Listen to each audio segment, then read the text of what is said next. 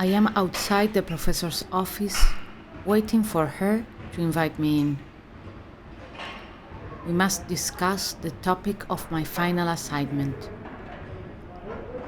The meeting is mandatory. I am freaking out. My hands are shaking. My heart beating very fast and hard. My face burning. I'm in hell. I couldn't sleep the night before. I sit down and start talking as much as I can, trying to make sense of the sounds that come out of my mouth and hide my nervousness. My inner voice tells me, "Come on, not again, you can do this." While on the other hand, when I dare to make eye contact with my professor, I think, oh my God, she's probably asking to herself, what is going on with this person? I don't remember what we discussed, but I do remember I did not ask any question, even though I wanted to. When the meeting finished, feelings of frustration and disappointment invade me once again.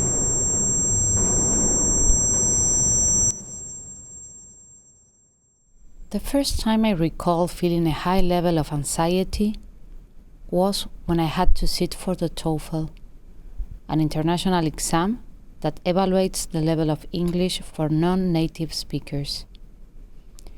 It was part of the process of an application to do an internship in Washington, D.C.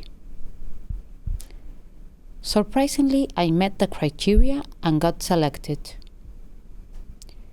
When I arrived to D.C., I noticed that my level of English was one of the poorest, and that made me feel humiliated, embarrassed. So instead of practicing in order to improve the level, I did the opposite. I hid. 7 years later, almost the same situation, but at a different stage. London. I applied for another scholarship to do a master's, and once again, I went through a similar process. Interviews, international exam, anxiety, stress.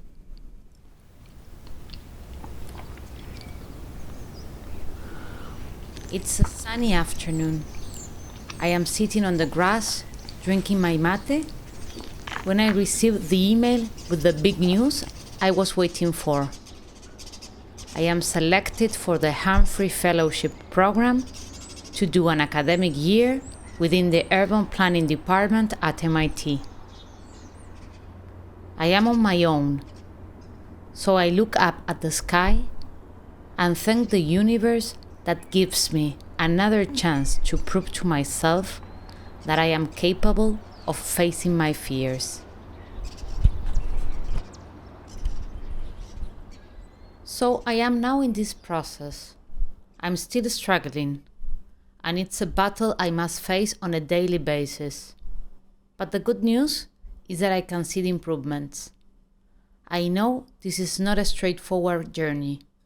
There are ups and downs, but it's getting better. And before I knew it, I'm going to be talking in English without getting nervous, or rehearsing before, or without writing down words, or doing this translation in my head constantly. Yesterday, I had my first day at work as part of my fellowship. When my supervisor asked me if there was anything else she needed to know, I told her to be patient with my English, that there will be times that I'm going to be fluent, and other moments in which I will find myself stuck. The mere fact of having been able to say that was a huge relief and a celebration.